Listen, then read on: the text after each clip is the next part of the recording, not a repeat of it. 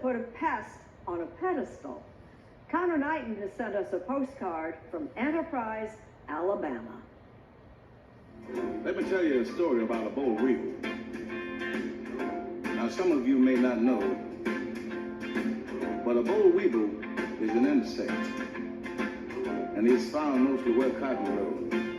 In the center of Enterprise, Alabama, there's an intersection honoring an insect.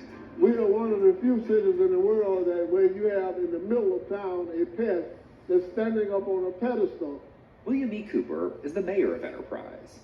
Enterprise is a small town with a big heart.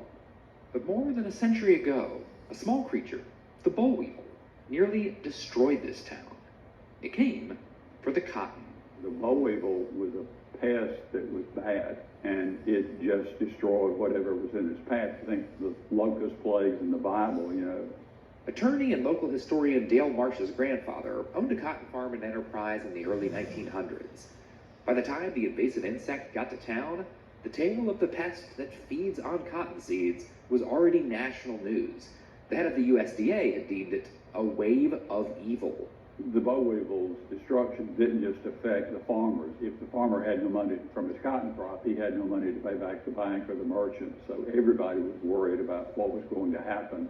What happened was the farmers pivoted to peanuts. 100 years ago, what would people have been growing in this field? They're growing cotton right here.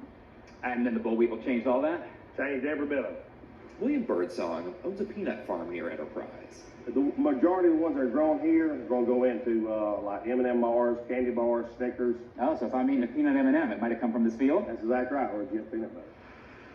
Today, Alabama is known for its peanuts. Alabama's Tuskegee Institute was once home to the most famous peanut promoter of all time. George Washington Carver was very crucial to the success of the peanut because he led to the development and the introduction of many uses of peanuts, which obviously increases the demand and the need of all these peanuts that farmers would grow. But back in 1915, nobody had ever planted peanuts here. It was only when the weevil wiped out the cotton crop that the Enterprise farmers tried something new.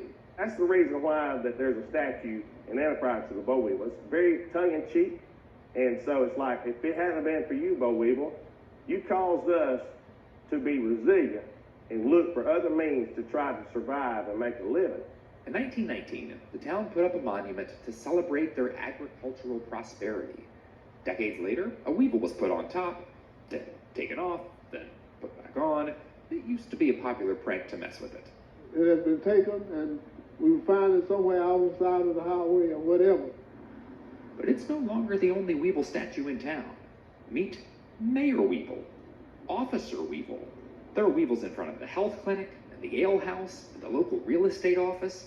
Everywhere from the pharmacy to the farmer's market to the funeral home, there's been an infestation, created as a way to attract attention to local businesses.